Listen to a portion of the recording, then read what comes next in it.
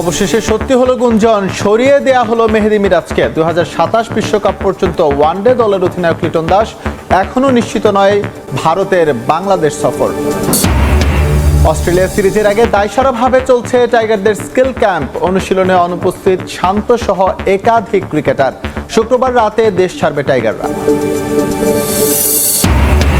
নভেম্বরে দেশের মাটিতে সাফ চ্যাম্পিয়নশিপের সফল আয়োজনে সব ধরনের সহযোগিতার আশ্বাস ক্রীড়া মন্ত্রণালয়ের। শিরোপা জয়ে হামজাদের উপর আস্থা আমিনুলের। এবং বিশ্ব ফুটবলে আরও এক নক্ষত্রের পতন। ব্রাজিলের জার্সিতে 16 বছরের বর্ণিল ক্যারিয়ারের ইতি টানলেন নেইমার। ক্লাব ক্যারিয়ার চালু রাখার আশা। বাংলাদেশ ক্রিকেটে শেষ হলো 3 অধিনায়ক অধ্যায়। ওয়ানডে ক্যাপ্টেনের দায়িত্ব থেকে মেহেদী হাসান মিরাজকে সরিয়ে দিল বিসিবি। বোর্ড সভার সিদ্ধান্ত অনুযায়ী এখন থেকে সাদা বলের ক্রিকেটের 2 ফরম্যাটে লাল সবুজের অধিনায়ক লিটন কুমার দাস এবং লাল বলে দায়িত্ব কন্টিনিউ করে যাবেন নাজমুল হোসেন শান্ত।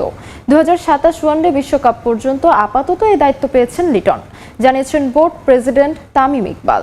লিটনের ইনজুরি নিয়ে ধোঁয়াশা তৈরি হওয়ায় ডিসিপ্লিনারি কমিটির সামনে ডাক পড়েছে মেডিকেল বিভাগের। জবাব চাওয়া হয়েছে তাদের কাছে। এদিকে এবছরের বিপিএল নিয়ে কোনো আশার কথা শোনাতে পারেননি বিসিবি বস।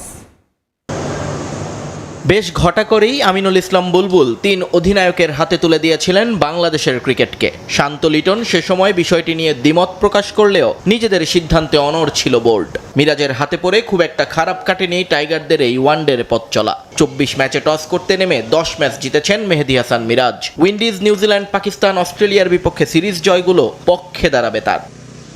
কিন্তু এরপরও বোর্ডের পরীক্ষার খাতায় পাস মার্ক ওঠাতে পারেননি মিরাজ। প্রেসিডেন্ট তামিম ইকবালের সহজ স্বীকারোক্তি, যা চাওয়া হয়েছিল তা দিতে পারছিলেন না তিনি। ফলাফল, সাদা বলের 2 ফরম্যাটেই এখন থেকে ক্যাপ্টেন লিটন দাস। তবে এবার আর হুট করে সিদ্ধান্ত নেওয়া হয়নি। বোর্ডের ভাবনা জানানো হয়েছে মিরাজকেও। দুপক্ষের সমঝোতাতেই এসেছে সিদ্ধান্ত। Liton Das will be the white ball captain and Shanto will continue as red ball captain. The vice captain of the white ball will be Tohid Hridoy, and the vice captain of red ball remains as it is. The level of performance that theke asha korchilam, and plus the outside, this is what we feel, the outside noises was probably affecting him. ক্রিকেটারদের injury নিয়ে Australia সিরিজের আগে ভালোই বিপাকে পড়েছে cricket board. Medical বিভাগের বিভিন্ন সিদ্ধান্ত নিয়ে আলোচনাও হচ্ছে বেশ।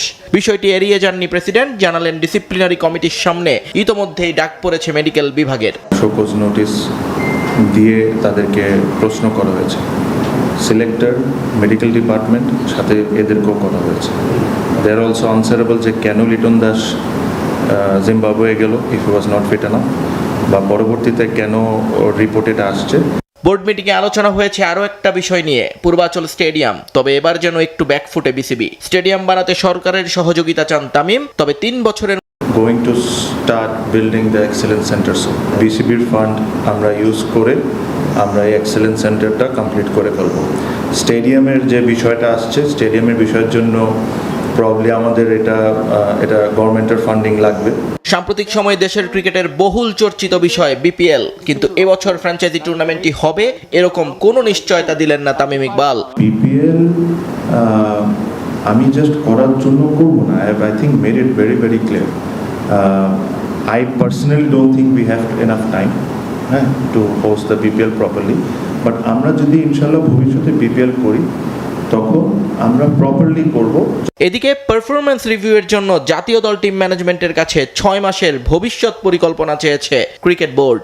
অস্ট্রেলিয়া সিরিজের আগে দায়সারাভাবে চলছে টাইগারদের স্কিল ক্যাম্প। দেশে থাকলেও এখনও যোগ দেননি অধিনায়ক নাজমুল হোসেন শান্ত। হাসান মাহমুদ ফিরলেও এলপিএলে ব্যস্ত মেহেদী হাসান মিরাজ। আর ছুটি বাতিল হলেও সিলেটে পরিবারের সঙ্গে সময় কাটাচ্ছেন এবাদত হোসেন। সন্তানের অসুস্থতায় ব্যাটিং কোচ মোহাম্মদ আশরাফুলও অনুপস্থিত। সেন্টার উইকেটের পাশে লিটন দাস নিজে অনুশীলন করতে না পারলেও দেখিয়ে দিচ্ছেন টাইগারদের ক্যাম্পে লিটনই যেন অলিখিত ব্যাটিং কোচ।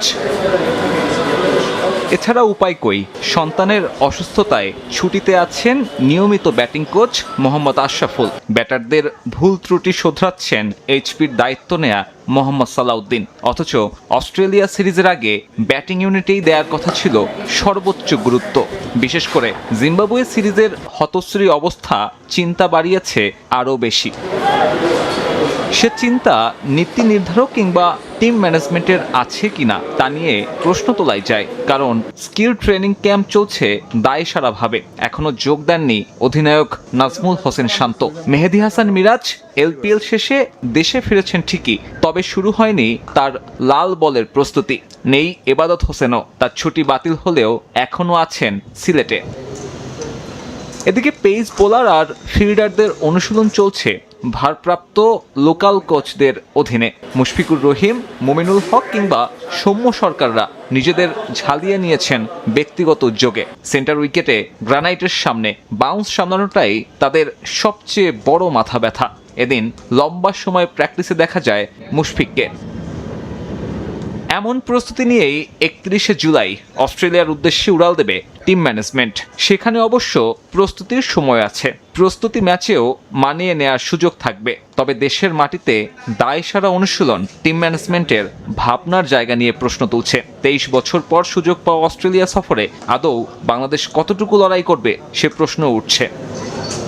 বিশ্বকাপের রাউন্ড অফ 16-এ নরওয়ের বিপক্ষে হারের পরই ইঙ্গিত দিয়েছিলেন। এবার সেটাই আনুষ্ঠানিকভাবে জানালেন নেইমার জুনিয়র। ব্রাজিলের জার্সিতে আর দেখা যাবে না দলটির ইতিহাসের সর্বোচ্চ গোলদাতাকে। কোপা সুদা আমেরিকানায় ইউনিভার্সিদাদ সেন্ট্রালের বিপক্ষে ম্যাচের পর নেইমার নিজেই বিষয়টি জানান গণমাধ্যমে। সেই সঙ্গে সান্তোস সতীর্থদের নিয়ে নানা নেতিবাচক গুঞ্জনের জবাবও দেন নেইমার। ব্রাজিল, নেইমার 16 বছর একসঙ্গে চলেছে এ শব্দযুগল। ব্রাজিলের খেলা মানেই তো নেইমারের পায়ের জাদু। বিশ্বকাপ ইতিহাসের সবচেয়ে সফল দলটা হেক্সা জয়ের স্বপ্ন দেখেছিল নেইমারকে ঘিরে। 2014-তে নেইমার ইনজুরিতে না পড়লে হয়তো সেবারই স্বপ্নটা সত্যি হতো। ফুটবল ইতিহাসে অন্যতম যোগ্য পরীক্ষিত নেইমারকে হয়তো শিরোপা না জয়ের কষ্ট নিয়ে এভাবে অবসর ঘোষণা করতে হতো না। সত্যি আর জাতীয় দলে খেলবেন না নেইমার। বিশ্বকাপে সেরা 16-এ নরওয়ের বিপক্ষে হেরে বিশ্বকাপ যাত্রা শেষ হওয়ার কথা বলেন নেইমার। ইঙ্গিত দিয়েছিলেন আন্তর্জাতিক ক্যারিয়ারের ইতি টানারও। সেদিনই বলেছিলেন এখানেই শুরু, এখানেই শেষ। 2010 সালে নিউ জার্সির মেটলাইফ স্টেডিয়ামেই আন্তর্জাতিক ক্যারিয়ারের শুরু করেছিলেন সেলেসাও গ্রেট। এরপরও ছিল গুঞ্জন, অনেকেই চাইছিলেন নেইমারকে সেলেসাও জার্সিতে দেখার, কিন্তু সব গুঞ্জনের অবসান করলেন নেইমার নিজেই। জাতীয় দলের হয়ে বড় কোনো শিরোপা জিততে না পারার আক্ষেপ নিয়েই জানিয়ে দিলেন আর দেখা যাবে না ব্রাজিলের জার্সিতে। জাতীয় দলে আমার সময় শেষ। আমি ইতিহাসের অংশ হয়েছি। আমি আমার জীবন, এমনকি রক্ত দিয়ে ব্রাজিলের জন্য লড়েছি। নিজের সবকিছু উজাড় করে দিয়েছি দলটার জন্য। কিন্তু এখন আর আমি জাতীয় দলে খেলার চালিয়ে যেতে চাচ্ছি না। ব্রাজিলের সাথে আমার পথ চলার এখানেই শেষ। কোপা সুদামেরিকানায় ভেনেজুয়েলার ইউনিভার্সিদাদ সেন্ট্রালকে 4-2 গোলে হারিয়েছে নেইমারের দল সান্তোস। মিক্সড জোনে কথা বলেন ক্লাব ফুটবলে তার ভবিষ্যৎ নিয়ে, উত্তর দেন তাকে নিয়ে চাউর হওয়া বিতর্কের। শাপেকোয়েন্সের প্রতি পূর্ণ শ্রদ্ধা রেখেই বলছি, এভাবে ওদের সাথে ড্র করা আমাদের ঠিক হয়নি। আমি শুধু এটুকুই বলেছিলাম, অধিনায়ক হিসেবে একথা বলার পূর্ণ অধিকার আমার আছে। ভেরিসিমো এবং গ্যাবিগোলো এ বিষয়ে কথা বলেছিল। ব্রাজিলিয়ান মহাতারকা মাঠে নামলে কোটি ফুটবল ভক্তের চোখ, ক্যামেরার লেন্স সবটাই আটকে থাকতো তার ক্যারিশমাটিক খেলার আকর্ষণে। পেলের রেকর্ড ছাপিয়ে ব্রাজিলের ইতিহাসে সর্বকালের সেরা গোল স্কোরার তিনি। হলুদ জার্সিতে 130 ম্যাচে করেন 80 গোল আর 59 অ্যাসিস্ট। জাতীয় দলের হয়ে নেইমার একমাত্র শিরোপা জিতেছেন 2013 সালের কনফেডারেশনস কাপ। এছাড়া 2016 রিও অলিম্পিকে অনূর্ধ্ব 23 দলকে নেতৃত্ব দিয়ে জিতিয়েছিলেন স্বর্ণপদক। নিজের ক্যারিয়ারে নাম্বার 10 বিশেষ কিছু অর্জন করতে না পারলেও ফুটবল প্রতিভায় জয় করেছেন কোটি ভক্তের হৃদয়।